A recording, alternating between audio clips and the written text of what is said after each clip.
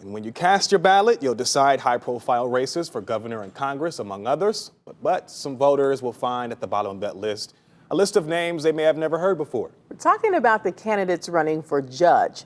As News 5's John Kosick tells us, these are vitally important posts that voters often know very little about. On the first day of early voting, the races at the top of the ticket for governor and U.S. Senate are the big draws. Contests that voters say they put into a great deal of thought. Yes, I do, a lot. I always do my research. A lot of thought.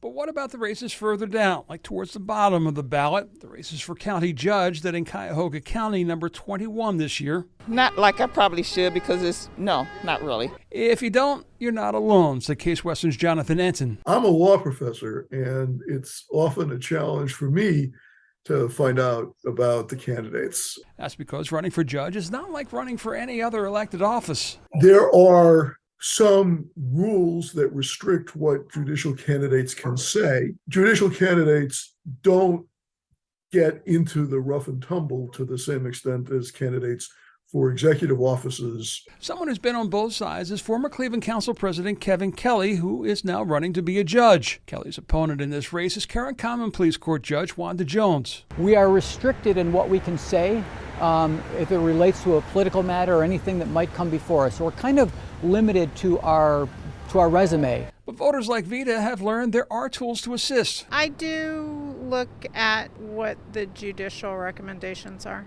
Those recommendations in Cuyahoga County live on a website called judgeforyourself.com, where members of 6 local bar associations review the judicial candidates for you and rate them. John Mitchell was one of the co-chairs. The idea here really is basis level is to inform the public in terms of what the people who practice law in Cleveland, Ohio, think of a particular candidate's fitness to serve as a judge. And to combat people with what he called electable names, but maybe not the experience needed from winning seats on the bench. Many times, even dedicated voters have a hard time keeping those candidates straight. In Cleveland, John Kosick, News 5. Now, if you're interested in that guide to judges, we put a link on our election guide. You can also find out the other candidates you'll see on the ballot. Just go to news5cleveland.com/election guide.